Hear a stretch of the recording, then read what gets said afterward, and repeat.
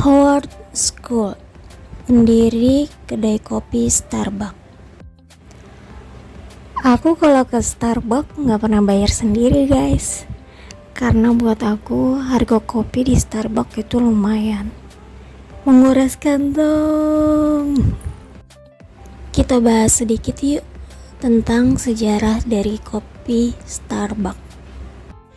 Kesuksesan rantai kedai kopi Starbucks yang ada di seluruh dunia tak terlepas dari peran seorang Howard Schultz.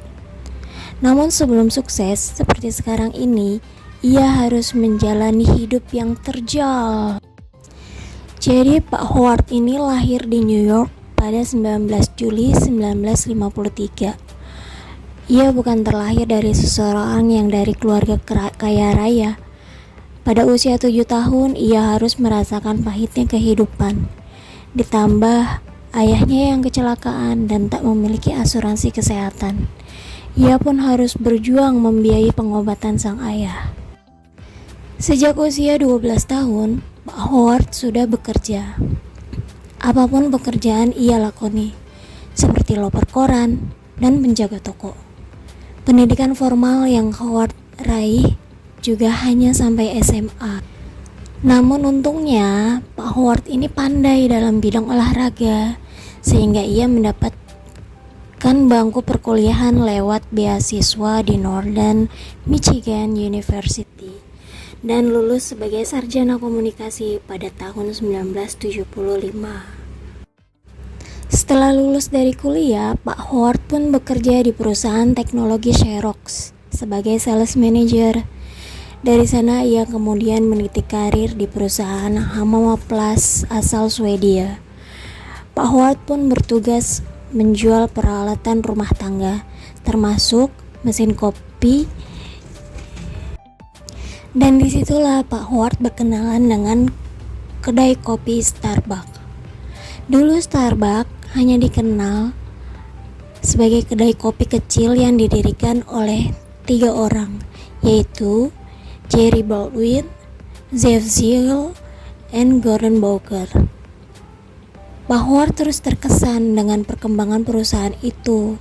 Akhirnya ia menelpon ketiga pemimpin itu dan meminta untuk bekerja di sana. Akhirnya Pak Howard diterima sebagai marketing, dan setelah 1 tahun bekerja, Pak Howard dikirim ke Italia untuk belajar cara membuat resep kopi Italia. Di Italia, pikiran Pak Howard semakin terbuka. Di sana, Pak Howard melihat begitu banyak kafe di pinggir jalan yang menyajikan kopi. Para pengunjungnya pun betah duduk berjam-jam hanya meminum secangkir kopi. Pak Howard pun berpikir bahwa konsep Starbucks harus berubah.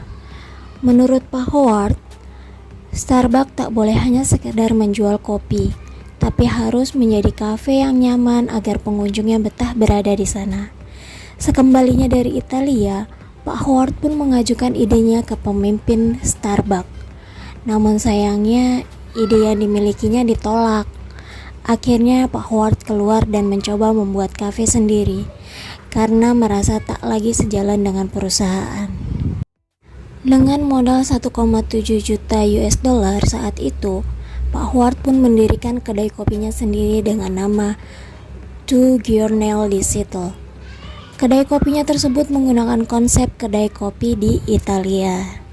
Berjuang dengan meminta bantuan kepada 242 orang dan sebanyak 217 orang diantaranya menolaknya mentah-mentah. Pak Howard pun sukses membawa Two Giornali di hati masyarakat. Akhirnya perusahaannya pun berkembang pesat melebihi kedai kopi Starbucks yang lebih dahulu didirikan.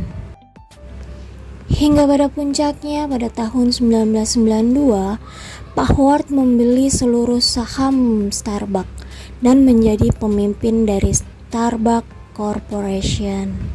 Seiring berjalannya waktu, produk kopi Starbucks semakin banyak disukai oleh masyarakat. Hingga di tahun 1992, perusahaan pun melantai di bursa.